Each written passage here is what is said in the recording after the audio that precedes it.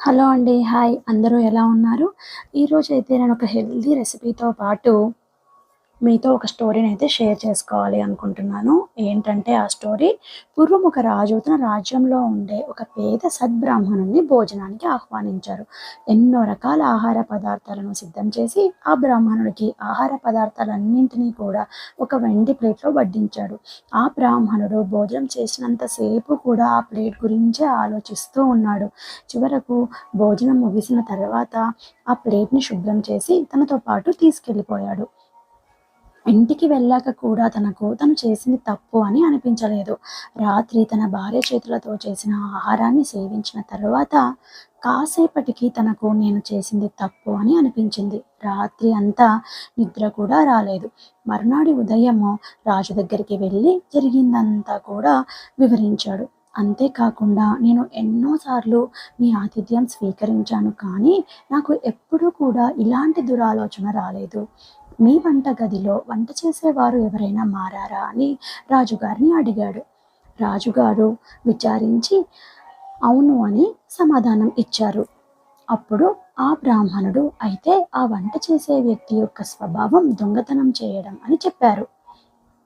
రాజుగారు ఆ వ్యక్తిని విచారిస్తే చివరకు నేను ఒక దొంగను అని ఒప్పుకున్నాడు.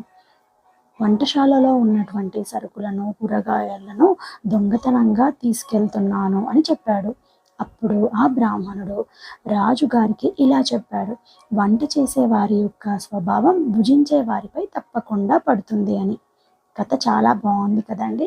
కాబట్టి మంచి ఆలోచనలతో వంట చేయడం వల్ల మన పిల్లలు, మన కుటుంబ సభ్యులు కూడా ఆనందంగా ఉంటారు.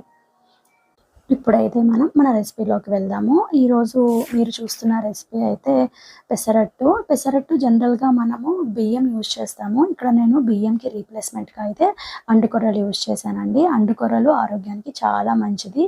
వీటిని బ్రౌన్ టాప్ మిల్లెట్స్ అంటారు. ఇందులో చాలా ఎక్కువ ఫైబర్ ఉంటుంది.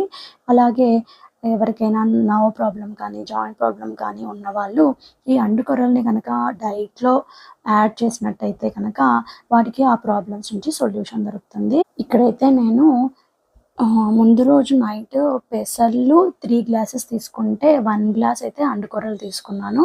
అలాగే అందులో కొంచెం మెంతులు కూడా యాడ్ చేశాను. యాడ్ చేసేసి బాగా వాష్ చేసేసి వాటర్ బాగా మునిగేదాకా పోయండి. లేదంటే పెసర్లనేవి బాగా వాటర్‌ని అబ్జర్వ్ చేసుకుంటాయి కదా! సో, కొంచెం వాటర్ ఎక్కువగానే పడుతుంది.